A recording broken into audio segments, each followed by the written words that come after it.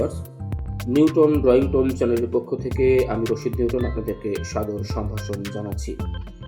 চিত্রশিল্প এমন একটি শিল্প যেটির মাধ্যমে আমাদের মনের ভাব যেমন প্রকাশিত হয়, তেমনি আমাদের ভাবনাও কিন্তু বিকশিত হয়। অর্থাৎ আমরা যা আমাদের অন্তর্লোকে যে ছবিটি ভাসছে সেটি কিন্তু আমি ক্যানভাসে অর্থাৎ কাগজে ফুটিয়ে তোলবার কিন্তু চেষ্টা করি।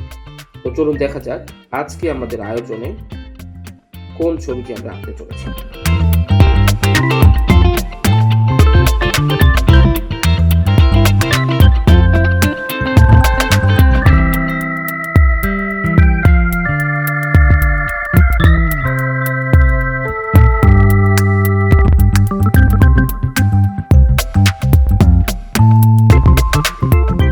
ছবি আঁকার কিন্তু কিছু নিয়ম কানুন রয়েছে। অর্থাৎ যারা জাত শিল্পী তারা কিন্তু আসলে তাদের ভেতরের প্রতিবিম্বটাকে কাগজে ফুটিয়ে তোলার চেষ্টা করে, তাতেই একটি সুন্দর ছবি হয়ে যায়।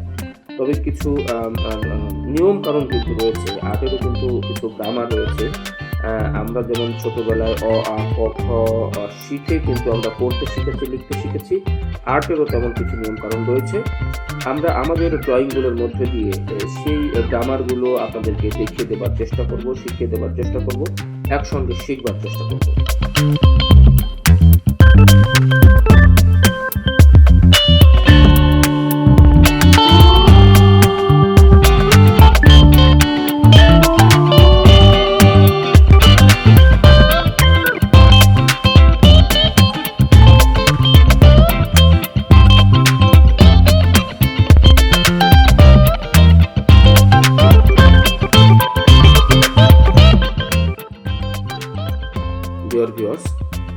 ড্রয়িং এমন একটি শিল্প, অর্থাৎ চিত্রাঙ্কন এমন একটি শিল্প যার মাধ্যমে আমাদের প্রতিভা যেমন বিকশিত হয়, প্রকাশিত হয়, তেমনি আমাদের ভেতরের যে একটি আকুতি, অর্থাৎ মুখের ভাষা ব্যবহার না করেও পেন্সিল, পেন বা রং তুলিতে যে মনের ভাব ব্যক্ত করা যায়, এটি কিন্তু ড্রয়িংয়ের একটি অন্যতম বৈশিষ্ট্য।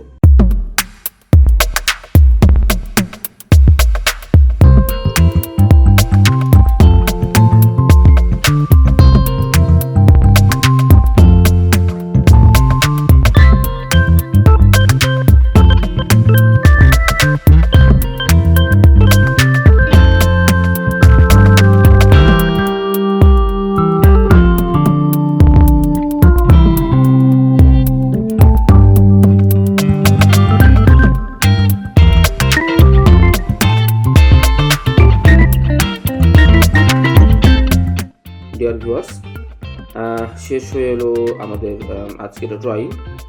আপনারা দেখতে পেয়েছেন যে ছবিটি আমি এতক্ষণ ধরে আঁকার চেষ্টা করছিলাম সেটি কিছুটা কিন্তু শেপে নিয়ে আসতে পেরেছি। অর্থাৎ নিশ্চয়ই আপনারা বুঝতে পারছেন যে স্টেপ বাই স্টেপ একটি নিয়মতান্ত্রিক ধারাবাহিকতার মধ্য দিয়ে কিন্তু আমরা এই ছবিটি, এই ড্রয়িংটি বা এই চিত্রটি কিন্তু শেষ করবার চেষ্টা করলাম। আর্টের মধ্যে কিছু গ্রামার রয়েছে, কিছু নিয়ম কানুন রয়েছে যেগুলো জানলে আসলে ড্রয়িংটা ভীষণ সহজতর হয়ে ওঠে এবং অত্যন্ত জীবন ঘনিষ্ঠ বা জীবন্ত মনে হয় সেই ড্রয়িংটি।